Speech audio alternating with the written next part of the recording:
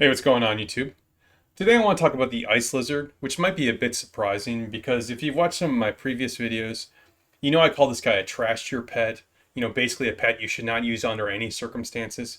That's unfair because there is a particular use case in which the ice lizard is very valuable. In fact, in that use case, he's arguably the most valuable pet in the game. So let's talk through what this guy does and see what scenarios we would and would not want to use him in. Okay, to start, let's talk through what the Ice Lizard does. In his Rage skill Ice Core, basically it fires an ice orb at the enemy that does damage to the enemy every second for 3 seconds. It only hits one enemy, but we'll talk about that a little bit more later on.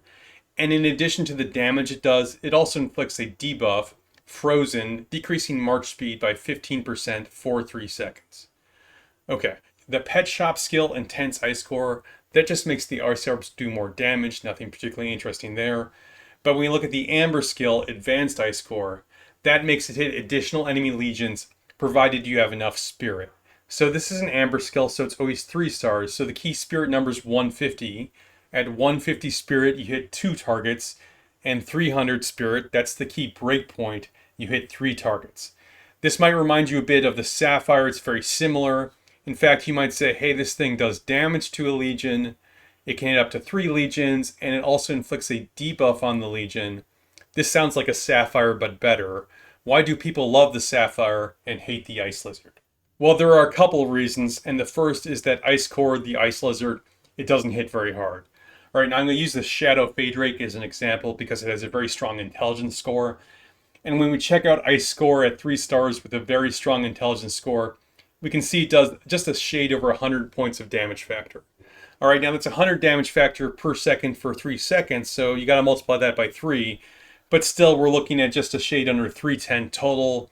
Not very impressive for a 3-star talent skill with a high intelligence. By way of comparison, and we're comparing this to the Sapphire a lot, a Pain Bloom with the exact same intelligence at 3 stars is going to hit something like 435 damage factor, substantially better. The second reason we don't love the Ice Lizard is that its debuff just isn't very effective. Now, it's an Ice Lizard. I see people pair it with Valen a lot. It gets that 15% debuff to movement speed. Look, Valen himself, he gives a better movement speed debuff. If you don't understand how debuffs work, they do not stack. Basically, the stronger one overwrites the weaker one. And so Valen's always going to overwrite this debuff with his rage skill anyway.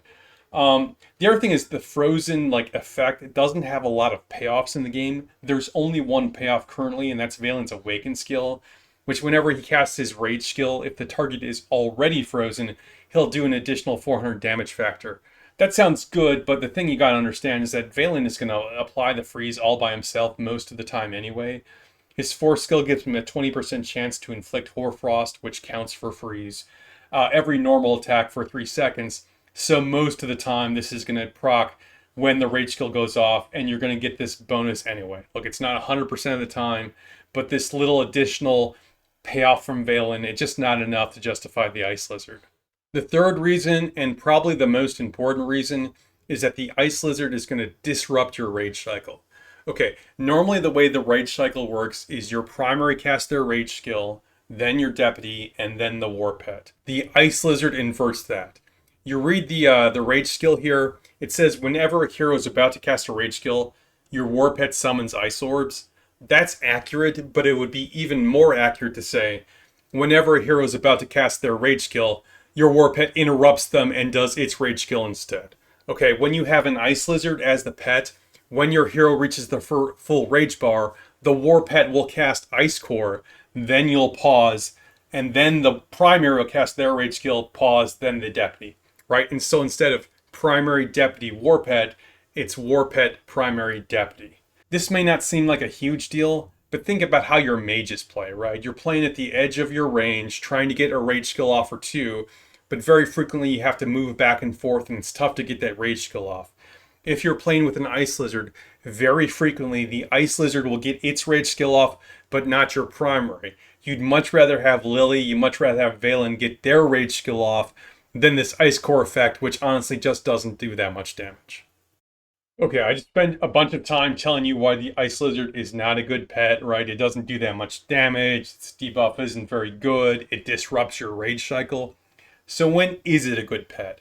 Well, the Ice Lizard has an advantage over all the other Warpets in the game right now, and that its rage skill, its ability here, acts sort of like a magic bomb and that prevents the enemy from entering structures. Okay, when an ice orb is affecting you and it affects you for 3 seconds, your hero is prevented from entering another city, a bastion, a resource node, anything like that.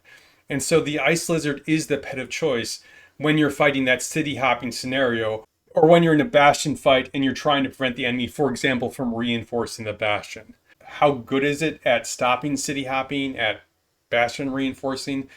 Honestly, it's not that good, right? Because the ice core, like, it requires the rage cycle to go off. And so a city hopper who's out of their city for a second or two at most, you're just not going to be able to cycle through the rage cycle quick enough to get ice core most of the time, right? Like with a magic bomb, for example, you can just have your Garwood Eliana or whatever sitting there getting beat on by a Darkling, so the magic bomb's charged up.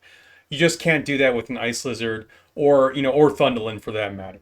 So I'm telling you, it's not that great. Should you still use it? Yeah, I kind of think you should, particularly in a season where you don't have a sort of a natural city hopping defense built in. But they're never going to be your first line of defense. In fact, putting the Ice Lizard with the Thunderlin is going to delay her rage skill. So why am I recommending this? Well, you probably need your magic bombs too. Someone jumps out of their city, you put a magic bomb on them, and then you start attacking with your legions. You can extend this like the city hopping protection time. Same thing with bastions. In fact, there's no particular reason why you're limited to only a single ice lizard. You can bring as many as you want. These things are easy to find and cheap to build. Right now, obviously the downside is they're not doing much damage, but if you have full field control and you're just trying to deal with the city hopping problem, these things do provide an additional benefit. Okay, with that in mind, how do you build these guys out? Well, if you're building out the pet damage build, stop. Don't do that. Go build a Sapphire instead. It'll be much better. But if you're insistent for whatever reason that you want to build a cracked out Ice Lizard, then the pet damage build is basically the same build as your other magic pets, right? You're going to want the core skills, plus the magic crit package, plus follow-up and advanced follow-up. Okay, the more relevant question, I think I want to build this out specifically just to stop city hoppers or to help people or to help my alliance stop people from reinforcing the bastion or something like that. What should I build? First, let's talk about the talent skill. Obviously, as you start this up, it's going to do more damage. That's good. But in terms of the debuff effect, a 0-star is exactly as good as a 3-star. There's no real reason to worry about starring this up. Intense Ice Core, skip that completely, obviously. What about Advanced Ice Core, hitting more legions? The bottom line is it's just not worth the amber. If we lived in a world with infinite free amber, sure, get advanced ice core. The world we do live in, amber is a limited and valuable resource. Do not waste it on your ice lizard. Okay, other skills you want to think about. I think Outbursts of Rage actually is pretty good for this build, right? You're going to get through the rage cycle just a little bit quicker, and that's what you want. So why not? It's cheap, add it on there. I think that's a helpful skill as well. The other thing to think about is follow-up. Now, follow-up will cause your pet to cast its magic rage skill 2 seconds after the initial cast. And it is an interesting question. How does this impact, given the fact that the Ice Lizard essentially jumps the line and goes before your primary? And the answer is good news here, right? The follow-up cast goes off, but it causes no additional disruption effect. If you have follow-up on an Ice Lizard, what'll happen is it'll cast its rage skill Ice Core, and then 2 seconds later, let's say follow-up triggers. It's only got a 40% base chance to trigger, but let's say it triggers. It's going to cast follow-up at the same time your primary is going to cast their skill. All right, so there's no downside to follow-up on this pet. A couple things here. If you have the Ice Lizard matched with Thunderlin as your primary, the follow-up does not do you any additional good because the follow-up will go off exactly the same second that Thunderlin goes off. The follow-up debuff overlaps completely with Thunderlin. Second thing, advanced follow-up, that does help your trigger chance, but it's kind of the same thing with advanced Ice Core. Sure, it's theoretically good, but the cost is just way too high. My advice, do not waste amber getting advanced follow-up for this pet. Third thing, 0-star follow-up for these purposes, for debuffing the enemy to stop them from going into cities or bastions or things like that.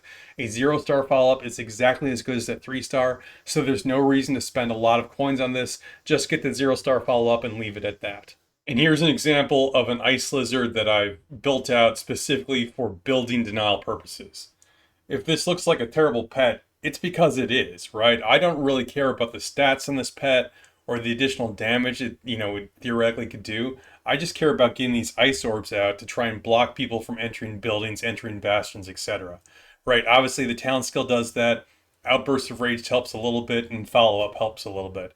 And other than that, I just slapped some skills on there based on what I had, and to keep me alive a little longer. 6, 8, 10, 12 times this upcoming season, I'm going to be in a situation where we're destroying some towers, but people are city hopping against us, or it's about time to rally the bastion and we're gathering up to prevent reinforcements. And this pet's going to see use. All right, so as terrible as this looks, it's going to see play, and it's extremely cheap to put together. Right? Every pet you catch these days is guaranteed a talent skill, and I don't care about leveling up. So you only got to catch one of these, and you only got to regenerate it 15 or 20 times to get a decent epic roll just to get enough skill slots on there. After that, you're good to go. Slap the 0-star skills in and complete. And it's going to see use, and it's going to, it'll be at least a little bit effective in keeping people out of buildings I don't want them to go into. So is it a great pet? No. It's cheap and it is beneficial. And I do recommend people, have a couple of these around for those types of situations. And hey, that's all I got for you today. And until next time, you stay classy, Belleron.